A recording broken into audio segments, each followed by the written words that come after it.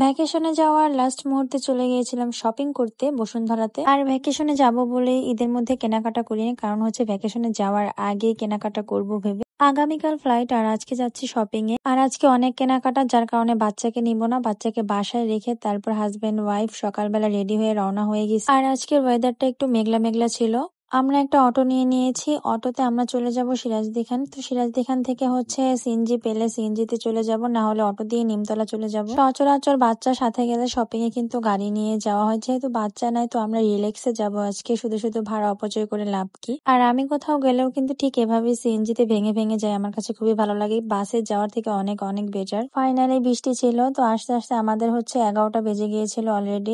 আর রাস্তায় হচ্ছে বৃষ্টির জন্য 1 ঘন্টা দাঁড়াইছিলাম। এই তো এবার হচ্ছে আমরা মার্কেটের ভিতরে চলে যাচ্ছি। প্রায় 3 থেকে 4 বছর পর মনে হয় হচ্ছে বসুন্ধরাতে আসছি। তো সচরাচর কিন্তু সবসময় যমুনাতে শপিং করা হয়, আর অনেকদিন পর আসছি, তো সবকিছু মনে হয় এলোমেলো হয়ে গেছে। তো দেখি কোথায় যাওয়া যায়। প্রথমেই হচ্ছে হাজবেন্ডের কেনাকাটার জন্য চলে যাচ্ছে আর্টিসানে। তো আর্টিসানে কিন্তু আমার কাছে খুবই ভালো লাগে কাপড় চোপড় গুলো, আমার বেবির জন্য অনেকগুলা নিয়েছিলাম ঈদের মধ্যে। এরপর হচ্ছে এখানে এসে একটা শার্ট দেখলাম বিচে পরার জন্য। আর এখানে হচ্ছে আমার জন্য গাউন টাইপের কিছু দেখতেছিলাম। আর আমার হাজবেন্ড এদিকে ডায়েট করে এমন শুকাইছে, মানে হচ্ছে কাপড় চোপড় কোনো কিছুই ঠিকভাবে হচ্ছিল না। আর এখান থেকে আমার পছন্দ হয়নি, তারপর এখান থেকে আমার হাজবেন্ডের জন্য একটা শার্ট নিয়ে নিয়েছি। তারপর চলে গিয়েছিলাম প্লাস পয়েন্টে। তো প্লাস পয়েন্টে এসে এখানে টি শার্ট দেখলাম, শার্ট দেখলাম, তো ফাইনালি এই শার্টটা ভালো লাগছে, তারপরে এই শার্টটা নিয়ে নিয়েছিলাম। আর ওর জামা কাপড় সবকিছুই আমার পছন্দে কেনা হয়, ওকে বললে ও বলে তুমি যেটা পছন্দ করবে সেটাই। মজার কথা হচ্ছে সে বলতেছে বিয়ে করে নাকি তার এটাই লাভ হয়েছে, তার কাপড় চোপড় পছন্দ করে দেই।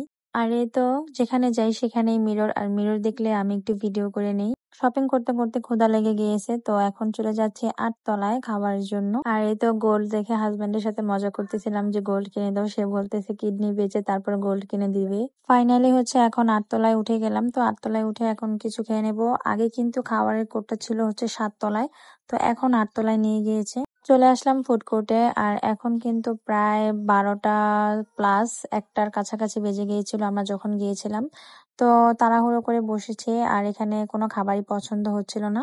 তারপর চলে গিয়েছিলাম হচ্ছে বিএফসি তে। তো বিএফসি থেকে একটা চিকেন ফ্রাই নিয়েছি, ফ্রেঞ্চ ফ্রাই, কারণ আমার হাজবেন্ড তো ডায়েট করে, সে এগুলা খাবে না। আর সকালবেলা এগুলা খাওয়া কিন্তু একদম ঠিক না। ফাইনালি এবার হচ্ছে আমি চলে আসলাম বেতে। তো বে থেকে কিন্তু এই জুতাটা আমার অনেক পছন্দ হয়েছে। তারপর ইচ্ছে ছিল একজোড়া স্নিকার্স কেনার জন্য, বাট স্নিকারের কালেকশন গুলা কেন জানি আমার পছন্দ হচ্ছিল না। তো এই জুতাটা হাজবেন্ড পছন্দ করেছিল, বাট পরে দেখলাম তেমন একটা ভালো লাগে না, তাই আর আমি নিলাম না। তো এখানে হাজবেন্ডের জন্য জুতা দেখতেছিল, তো স্নিকার্স ভালো ছিল না, ভালো লাগেনি। এবার চলে গেলাম অ্যাপেক্সে। তো অ্যাপেক্স থেকে এই স্লাইড গুলা কিন্তু অনেক ভালো লাগতেছিল, তো বিচে পড়ার জন্য হচ্ছে ও একজোড়া স্লাইড নিয়ে নিল।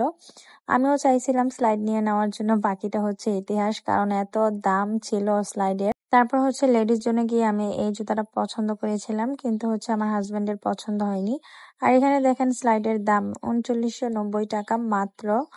আসলে জুতাগুলো বিচে পরার জন্য কিন্তু পারফেক্ট হতো, কিন্তু প্রাইসটা বেশি, যেহেতু আমি একজোড়া নিয়ে নিয়েছি অলরেডি, এখন আর এগুলা কিনবো না।